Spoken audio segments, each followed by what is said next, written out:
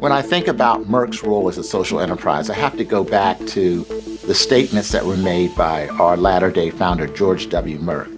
Medicine is for the people, not for the profits. And that has always been the main ethos of Merck as a company. I was born in the year of Brown versus Board of Education, and so all of my life, whether it was growing up during the Civil Rights Movement, going to college during the Vietnam era, all around me were discussions about what we aspired to be as a society. And so for me as a CEO, I can't separate who I am as a human being from how I approach my job. And I think businesses increasingly have an opportunity to speak to some of the big societal issues that we're facing. When people talk about business, they often talk about it in an isolated way. In reality, businesses operate in a political, social, and economic context.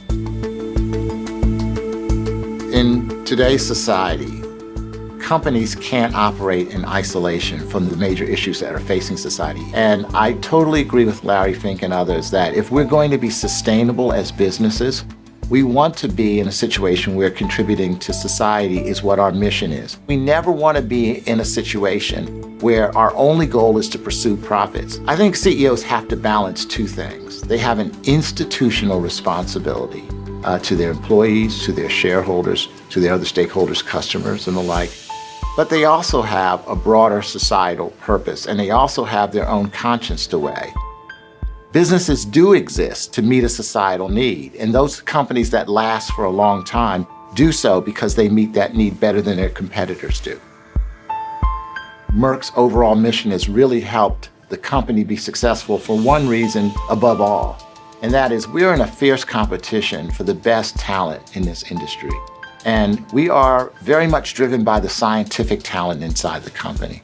And you'll find that a lot of people who decide where they want to go after postgraduate school, medical school, they want to work for a company whose values reflect their own personal values. And I think it's a tremendous competitive advantage to be a company that is not simply operating in the for-profit context, but to also be operating in the context of what it is that we can do for society and our fellow human beings.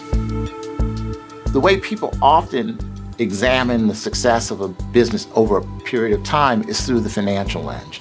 I happen to think the financial lens is really sort of the lagging indicator. The leading indicator is the flow of talent inside a company, because it's people that make companies successful. It's not spreadsheets. You should always look for the opportunities to make a real contribution.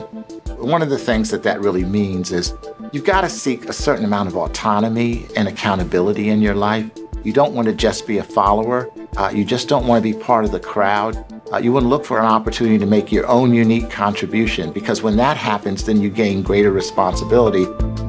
And with that greater responsibility, then in turn, is a greater opportunity to contribute not only to the company, but to society as a whole. So I would say have the confidence to go your own path, to look at your own strengths, and to make your own unique contributions.